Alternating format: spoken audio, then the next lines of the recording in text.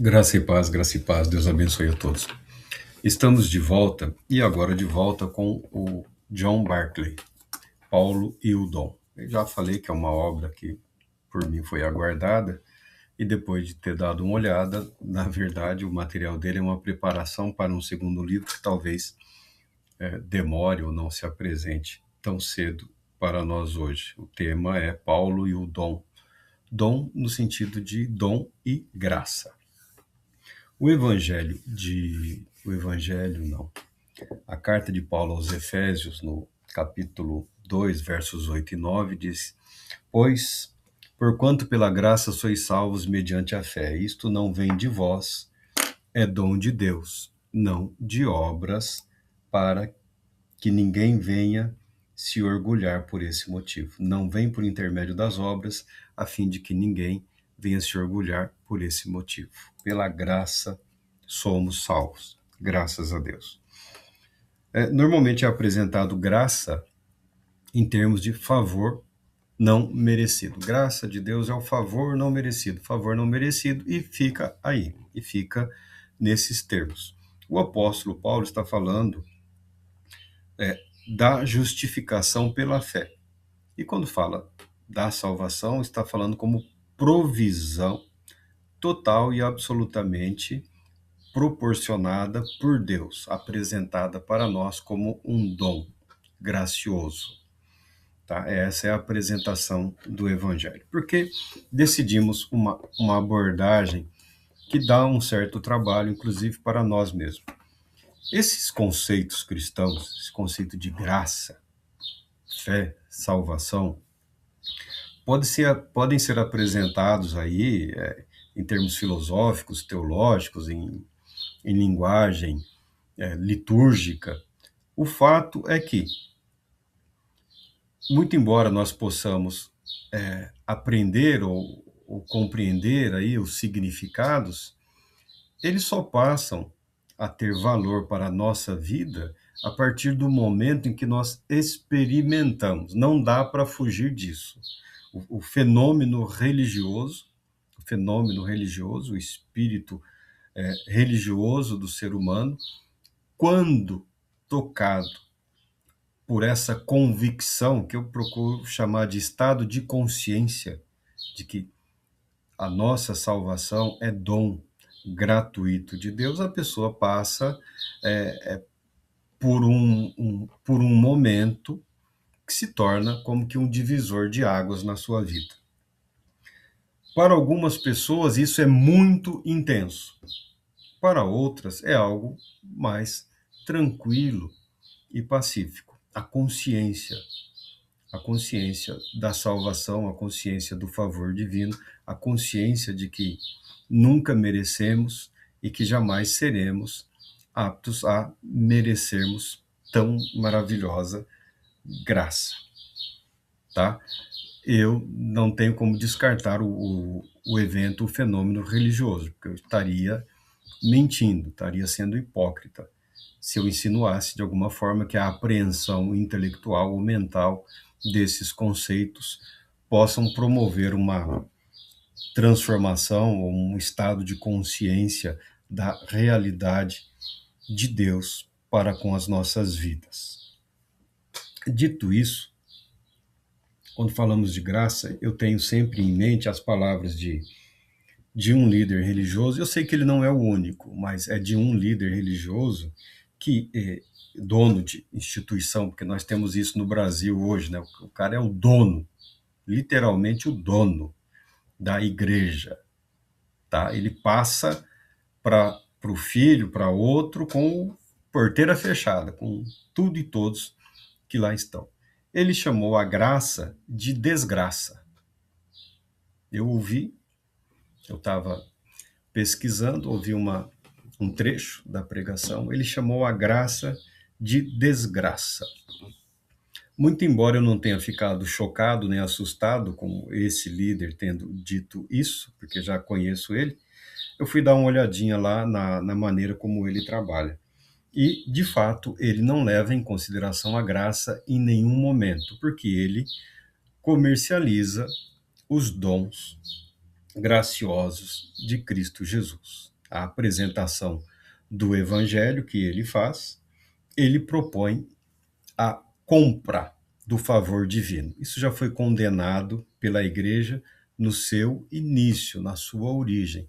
Os dons de Deus não podem ser comprados, os dons graciosos de Deus não podem ser comercializados. Ninguém está autorizado a vender, a, a obter benefício para si mesmo, para outra pessoa, é, o que é dado gratuitamente. O que foi recebido de graça deve ser transmitido de graça. Se fosse só esse ministro religioso e dono de instituição religiosa que pregasse um evangelho que não é pela graça, tem também alguns barões da fé aí, alguns teólogos brilhantes, mas que eles condicionam o reconhecimento da fé do indivíduo como cristão ao din-din, tá? Dízimos e ofertas também. Não, sem din-din, para mim aqui, você não é nada, você não é ninguém. Você só existe para mim, você só existe para essa igreja se tiver contribuição. E são os defensores da graça também, do evangelho da graça. Eu vejo e cada um segue o seu caminho, mas chega uma hora que começa a incomodar. Chega uma hora que você fala, pô, tá, liberdade de expressão, tudo bem, mas o cara é um hipócrita do caramba, né? O cara é um cínico. Ah, Deus me fez... Não, você se apropriou do dinheiro da igreja, desviou, parabéns por estar em Miami, pela casa, pela vida, se é que você precisa viver a alguns milhares de quilômetros da igreja que te sustenta, não sei o que está acontecendo, também não quero saber. Mas quando nós falamos de graça, de dons graciosos, está na Bíblia total e diretamente relacionado à pessoa de Cristo Jesus. Tudo que diminui a pessoa de Cristo Jesus, o cristão deve tomar cuidado. Deve tomar cuidado, porque se você pode comprar, se você pode adquirir, se você pode comercializar, não é dom e não é graça. É outra coisa. É outra coisa.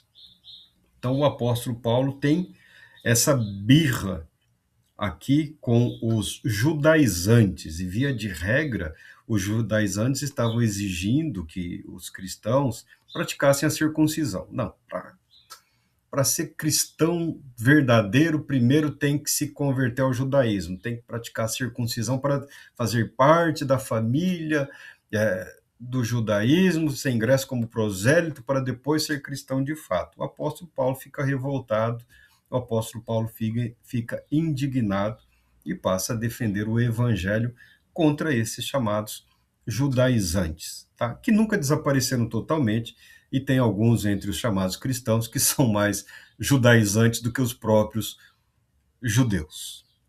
O autor aqui, ele apresenta um desenvolvimento técnico e sistemático, numa abordagem histórica, filosófica, antropológica e tudo mais.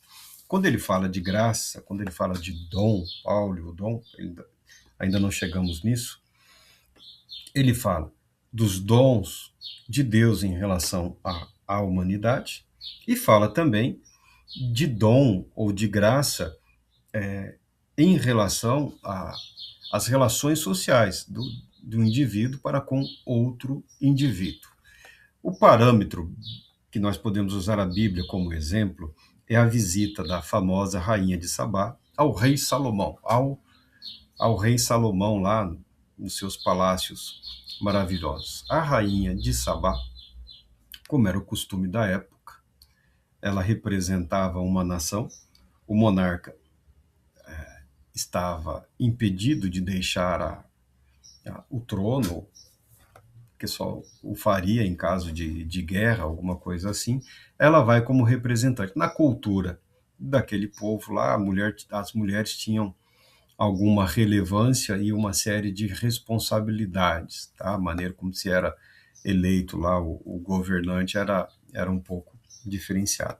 Mas a Bíblia relata que essa mulher, essa rainha, né, quando foi visitar Salomão, foi com um parte da corte, ela levou inúmeros presentes, levou inúmeras riquezas, joias, favores ou dons, e que Salomão retribuiu na mesma altura e acrescentou mais, tá? Ou seja, para em nada ficar devedor daquela mulher, daquela rainha. Então, os dons, os presentes nas relações sociais humanas, eles têm também um propósito de mostrar assim, ó, eu estou tão bem, tão bem, tão bem que eu quero te presentear, tal.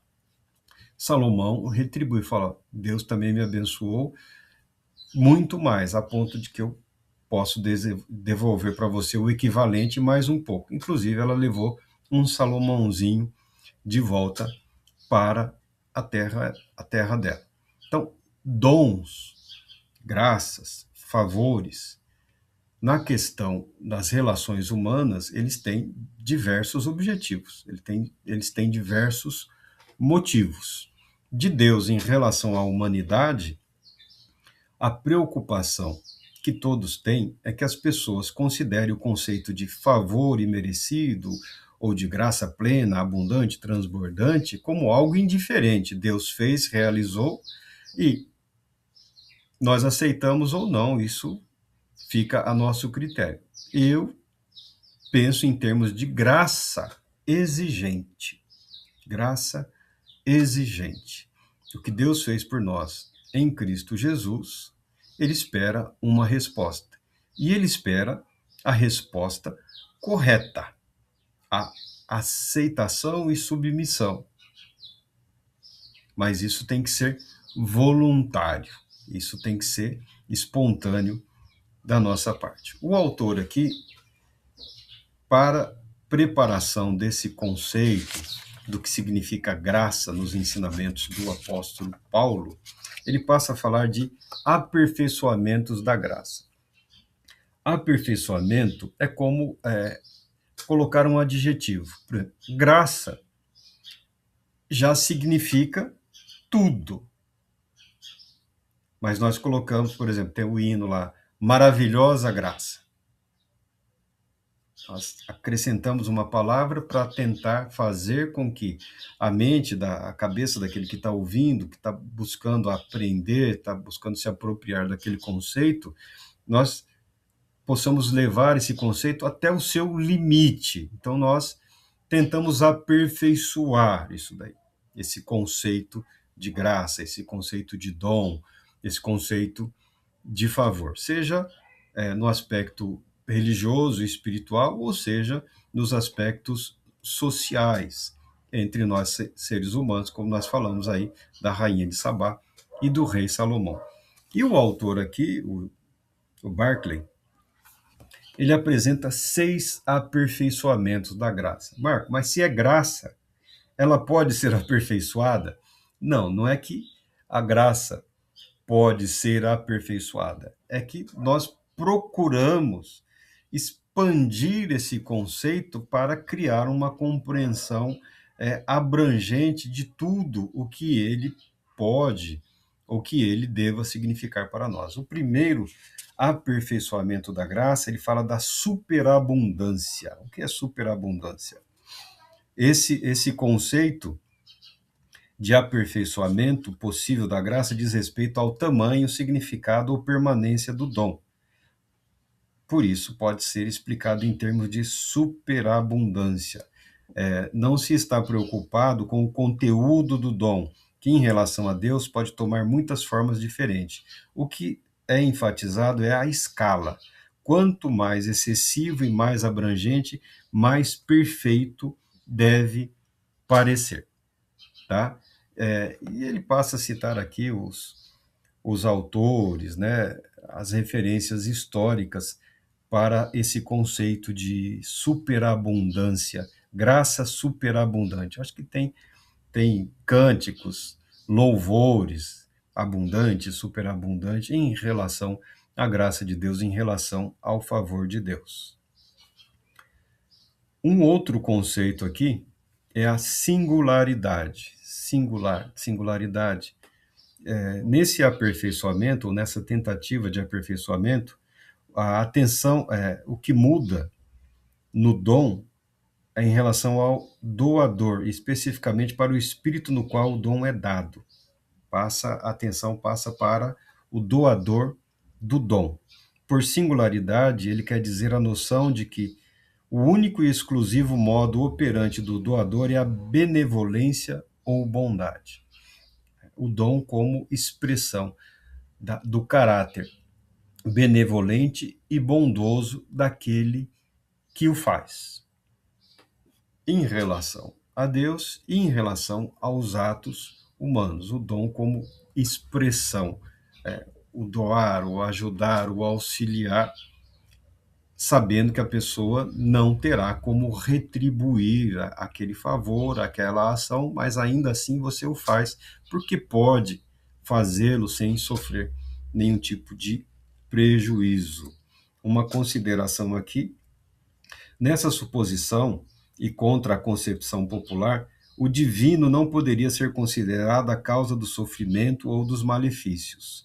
Deus não causa nada além do que, abrangendo tanto que é possível, é puramente e inteiramente bom. Aí ele cita um dos filósofos antigos. E também cita aqui um livro chamado Sabedoria de Salomão, que não foi escrito propriamente por Salomão, que tem um conceito aqui. Deus em nenhuma instância odeia, mas ama tudo o que fez. Tá? E tem um filósofo judeu chamado Philon, que é um filósofo antigo. Ele é cuidadoso ao insistir que Deus é a causa apenas do que é bom. Tá?